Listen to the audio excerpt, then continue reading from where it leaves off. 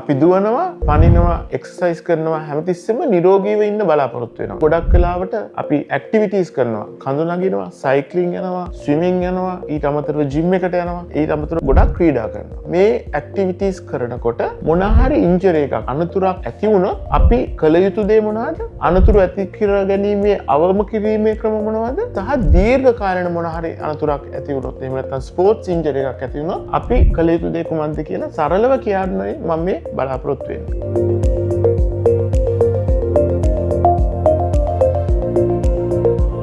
අපි දුවනවා, පනිනවා, එක්සර්සයිස් කරනවා හැමතිස්සෙම නිරෝගීව ඉන්න බලාපොරොත්තු වෙනවා. ඒක තමයි ගොඩක් වෙලාවට අපි ඇක්ටිවිටීස් කරනවා. කඳු නගිනවා, සයික්ලින් යනවා, ස්විමින් යනවා, ඊට අමතරව ජිම් එකට යනවා, ඊට අමතරව ගොඩක් ක්‍රීඩා කරනවා. මේ ඇක්ටිවිටීස් කරනකොට මොන හරි ඉන්ජරි එකක් අනතුරක් ඇති වුණොත් අපි කළ යුතු දේ මොනවද? අනතුරු ඇති කර ගැනීමේ අවම කිරීමේ ක්‍රම මොනවද? සහ දීර්ඝ කාලීන මොන හරි අනතුරක් ඇති වුණොත් එහෙම නැත්නම් ස්පෝර්ට්ස් ඉන්ජරි එකක් ඇති වුණොත් අපි කළ යුතු දේ කුමක්ද කියලා සරලව කියන්නයි මම මේ බලාපොරොත්තු වෙන්නේ. ආයුබෝවන්, මම වෛද්‍ය හිරා නමසේකර, විකලාංග ශල්‍ය වෛද්‍ය විශේෂඥවරයෙක්. උදාහරණයක් වශයෙන් දැන් ගොඩක් වෙලාවට නිරෝගීව ඉන්න වයස් සීමාවක් නැහැ. පොඩි කාලේ ඉඳලා ඉතාම වයස් සීමාව වෙනකන් අවුරුදු 80 වෙනකන් අපි ගොඩක් ඇක්ටිවිටීස් කරනවා. ඒ කරන හැම වෙලාවකම අපිට අනතුරක් වෙන්න පුළුවන්. එතකොට අනතුරු අවම කරන්නේ කොහොමද? අපි කියනවා ප්‍රිවෙන්ෂන්. එහෙම නැත්නම් අනතුරක් වුණ ගමන් අපි කරන්නේ මොනවද? ඒ කියන්නේ අපි කියනවා ෆස්ට් ඒඩ්, එහෙම නැත්නම් ප්‍රථම ආධාර සහ දීර්ඝ කාලීනව මොකක් හරි අනතුරක් වෙලා වගේ දැනෙනවා නම් අපි ගත යුතු ක්‍රියාමාර්ග මොනවද? කොහොමද අපි අනතුරක් අවම කරන්නේ? අපි උදාහරණයක් කරගන්න ජිම් එකකට යනවා නම්, වර්ක්අවුට් එකක් කරනවා නම් හැමතිස්සෙම අපි වර්ක්අවුට් එකක් කරන්න ඉස්සෙල්ලා වෝම් අප් කරන්න ඕනේ. ස්ට්‍රෙචින්, ස්ට්‍රෙන්තනින්. ඒ කියන්නේ පේශි ඇදෙන්න දෙන්න ඕනේ. කණ්ඩරා ඇදෙන්න දෙන්න ඕනේ. ඊට පස්සේ තමයි කණ්ඩරා ශක්තිමත් කරන මූව්මන්ට්ස් කරන්න ඕනේ. රිලැක්ස් කරන්න ඕනේ. ඊට පස්සේ ආය ශක්තිමත් කරන මූව්මන්ට්ස් කරන්න ඕනේ. එකපාරටම ජිම් එකකට ගිහිල්ලා අපිට කිලෝ 25ක බරක් උස්සන්න බෑ. එතකොට අපේ මසල් එක ස්ට්‍රෙන් වුණාට අපේ ටෙන්ඩන්, ලිගමන්ට්ස්, ඒ කියන්නේ අපේ බන්ධනී ගොඩක් වෙලාවට ඇදෙනවා. ඩැමේජ් වෙන්න බලනවා. එතකොට අපි ඒකට ස්ට්‍රෙච් කරන්න ඕනේ. වෝම් අප් කරන්න ඕනේ. පොඩ බර උස්සන එක කරන්න ඕනේ. අපි දුවනවා නම් ට්‍රෙඩ්මිල් එක හැමතිස්සෙම පොඩ්ඩක් දුර දුවලා ඊළඟ දවසේ පොඩ වැඩි කරන්න ඕනේ. ජිම් එකක මොකක් හරි වර්ක්අවුට් එකක් කරනවා නම් දවසක් දෙකක් කරලා ඒ මසල්ස් වලට රිකවර් වෙන්න දවස් දෙකක් රිලැක්ස් කරන්න ඕනේ. එකම දවසේ එකපාරට අපිට හිතුණොත් අපි ජිම් එකකට ගිහලා කිලෝ 20ක් විතර අඩු කරගන්නවා සුමානකෙන් කියලා එහෙම කරන්න ගියොත් අපිට වෙන ඩැමේජ් එක වැඩි. ඒක ඊටාම වැදගත් දැනගන්න. ක්‍රමානුකූලව කළ යුතු දෙයක්.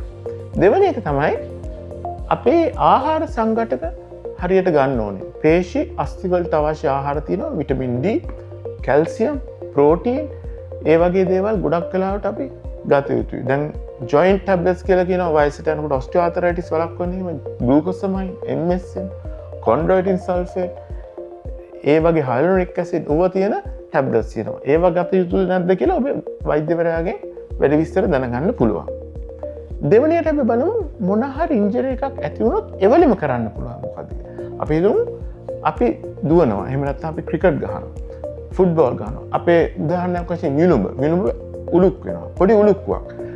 ඒ වෙලේ උලුක්කුවක් ඇති වුණේ ගාම මොකද්ද කරන්න පුළුවන්? ලිගමන්ට් ඉන්ජරි එකට අපි කරන්න පුළුවන් දේවල් හතරක් තියෙනවා. අපි ඒකට රයිස් කියලා කියනවා. Rest, ice, compression, elevation. ඒ කියන්නේ ඒ මුනේ ගාම අපි ඒක රෙස් කරන්න ඕනේ. ආයෙ පාරක් දුවන්න පනින්න හොඳ නැහැ. දෙවෙනි එක එතනට අයිස් තියන්න ඕනේ. කවදාවත් උණු වතුරෙන් තවන්න හොඳම නැහැ. මොකද ලේ ගමනාගමනය වැඩි වෙනවා. ඒකින්ද අපි ඒකයි අයිස් තියන්නේ. Called treatment. දෙවෙනි එක කම්ප්‍රෙෂන්. කම්ප්‍රෙෂන් කියන්නේ අපි බැන්ඩේජ් එකක් හරි එහෙම නැත්නම් ස්පෝර්ට්ස් ස්ටොකින් එකක් හරි මොකක් හරි ආරක්ෂා වෙන්න නී සපෝට් එකක්, ඇන්කල් සපෝට් එකක් වගේ කම්ප්‍රෙෂන් එකක් දාන්න. ඊට පස්සේ එදා හැන්දෑවට සමහර වෙලාවට උඩින් තියලා තියන්න වෙනවා, එලිවේට් කරලා තියන්න වෙනවා.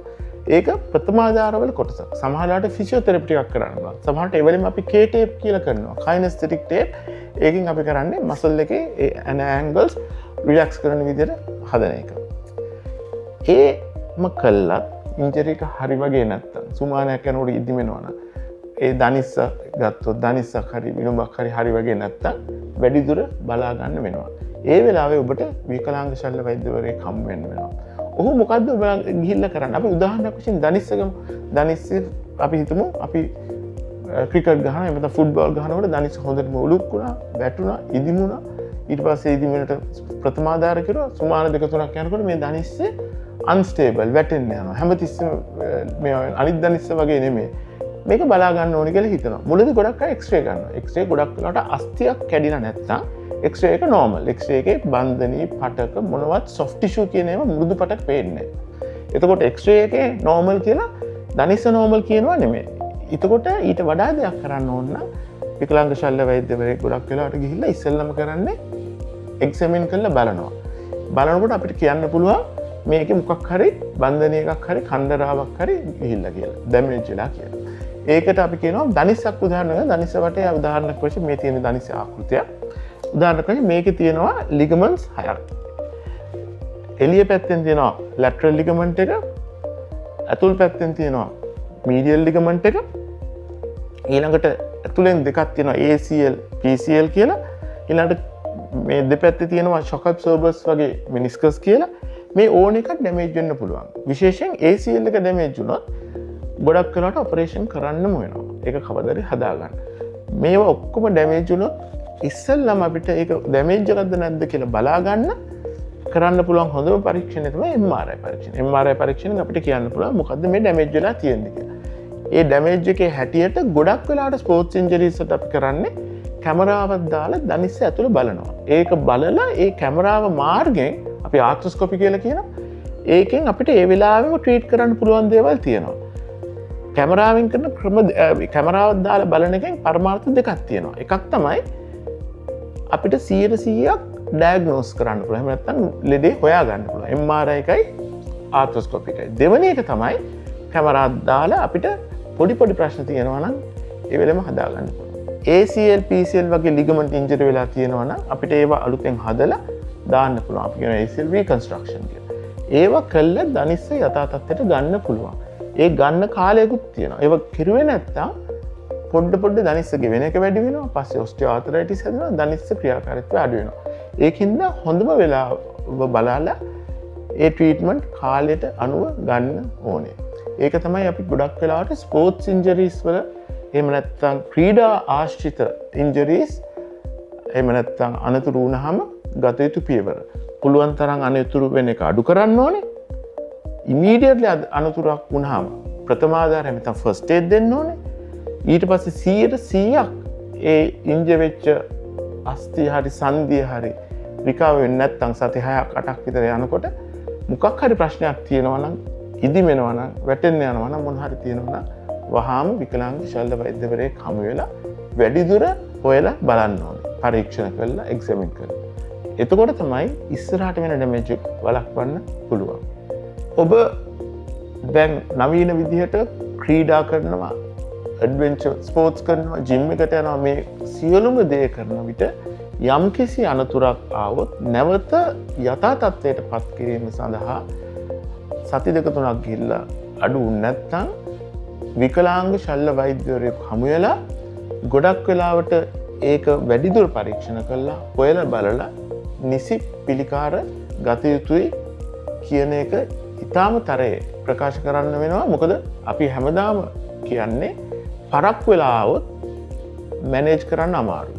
වෙලාවට આવොත් ගොඩාක් ඉක්මනට අපිට රිකවර් කරගන්න පුළුවන්. ට්‍රීට්මන්ට් එකේ සක්සස්ෆුල් භාවය වැඩි, කරන්න ඕනේ ඔපරේෂන් ප්‍රමාණය අඩුයි. ඒ හින්දා ඔබ හැමතිස්සෙම සැකයක් තියෙනවා නම් විකලාංග ශල්‍ය වෛද්‍යවරයෙක් හමු වෙන්න කියලා අවධාරණයෙන්ම කියන්න ඕනේ.